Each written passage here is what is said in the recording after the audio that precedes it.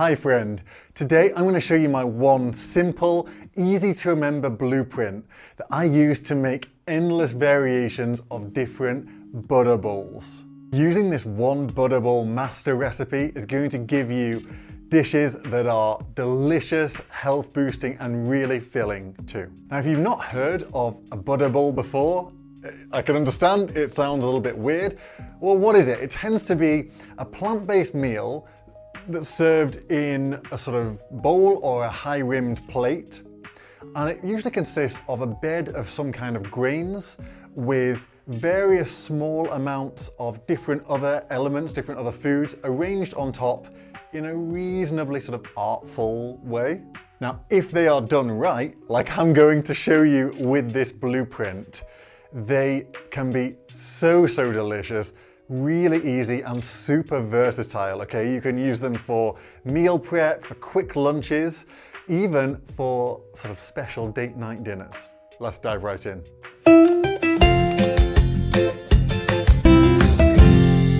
I'm Dr. Ryan Williams, your host and the founder of Growing Pure, where I help you make vegan cooking and health fast, simple, and mind-blowingly tasty. Now friend, I'm all about making the food that I prepare for myself and for others not only healthy and delicious, but also fast and simple too. Okay, when I've been busy working all day and I come home and I need something to eat, I don't have the time or the brain space to crack open a recipe book, figure out rare ingredients and spend ages cooking. I just don't do that most of the time. When I've got a bit more time, maybe the weekends, sure, I love spending a little bit more time really crafting something, but not every day. That's why I love a simple blueprint like this. If you just remember this one concept, you can use that and make endless variations of delicious recipes. There's no need to try and memorize 25 different butterball recipes off by heart. You just don't need to if you have a master recipe like this. Now before I dive in, if you want a simple one-page summary of what I'm going to cover in this video, the butterball blueprint, then you can get that as a free PDF. It's my gift to you. Please click on the link in the description below. It is all yours, friend. So let me show you it. Okay, so now the core of any butterball is going to be our grains. That's why it belongs center stage like this. So we're going to take whatever whole grain we fancy.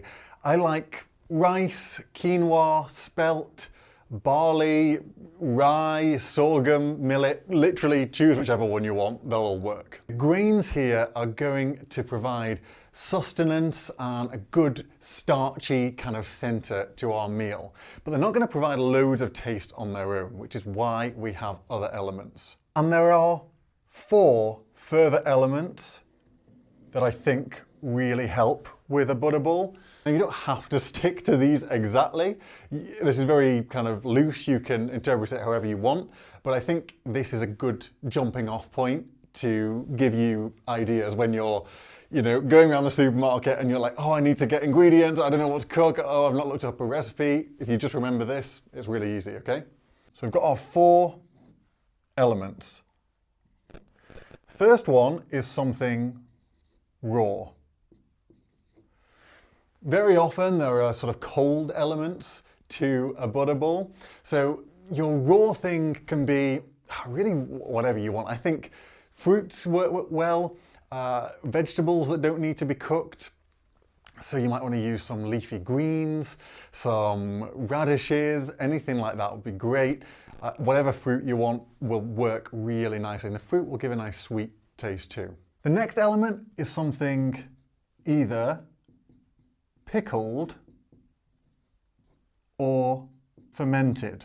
So pickled or fermented foods often have this really lovely, tangy, acidic kind of flavor, and they work so well in this. Plus, they're fast, right? Because unless you've made it yourself, in which case, kudos to you. I don't usually have the patience to do that. It's super cool if you can, but you're just going to get it out of a jar, so it's really quickly.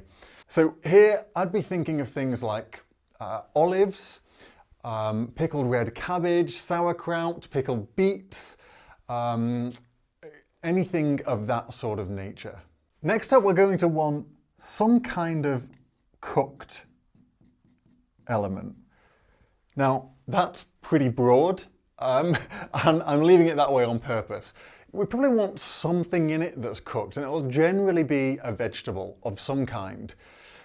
You can oven roast something, you could steam it, you could just saute something. So any kind of vegetable, it doesn't necessarily even have to be a vegetable, but something cooked I think will work. It tends to just add something really nice, a different texture, a different flavour into your butterball. Here I might often go for things like cooked sweet potato, works really nicely. I might go for mushrooms. I might steam some kale or some broccoli, for example, something like that. You could oven roast cauliflower. I've done that before, that works really nicely. You could also grill something in a griddle pan and get some kind of charring in there too for your cooked element. So this cooking stage is a great opportunity to inject more flavour into your butterball.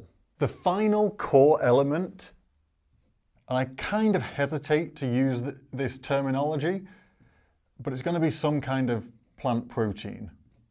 Why? Because pretty much all plants have protein. But if I say a plant protein, you kind of know what I mean.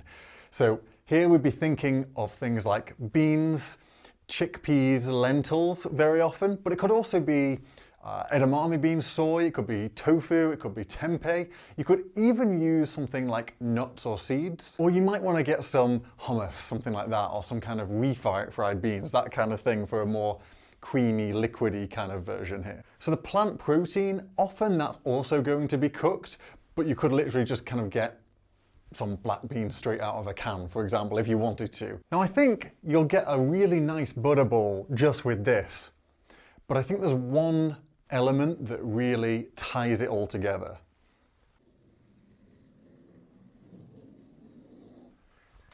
The final thing that I pretty much always include with my butterballs is some kind of sauce.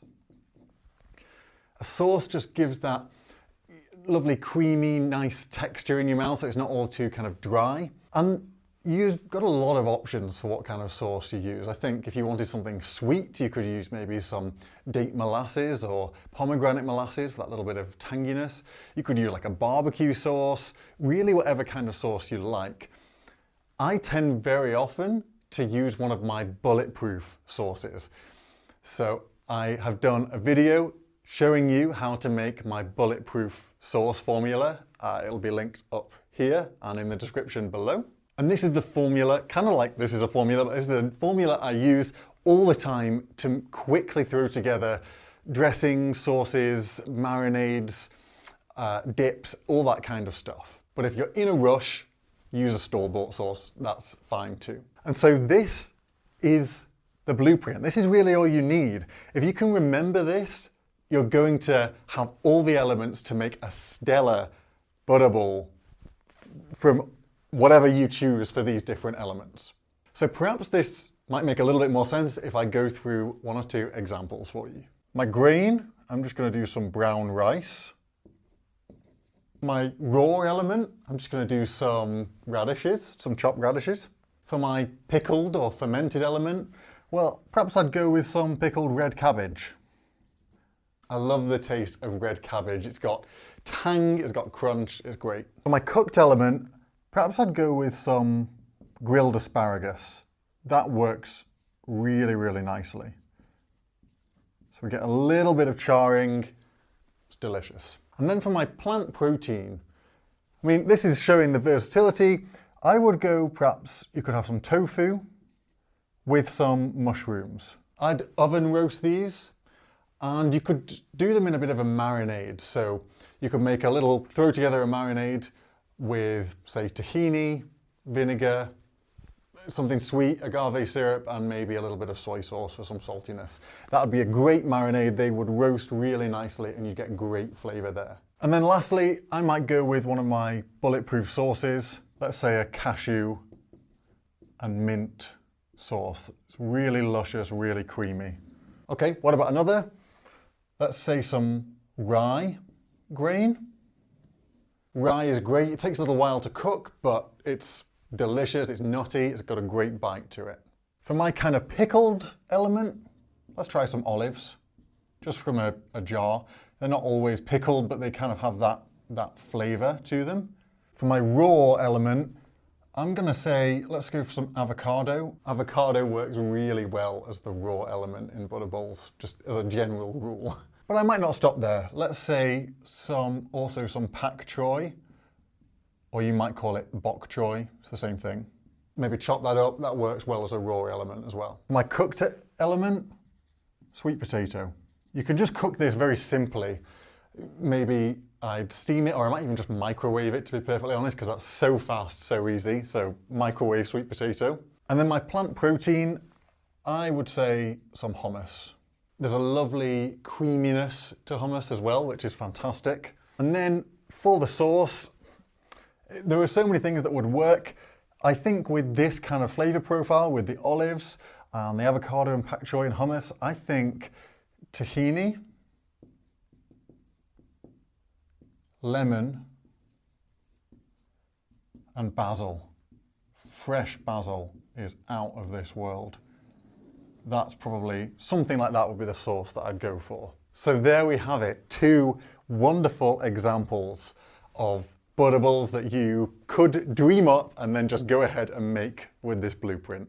Now friend, I've chosen one of these examples quite intentionally because in my next video, I'm going to be creating this rice-based butter bowl. I'm going to be showing you exactly how to make it and to present it so that it looks really pretty.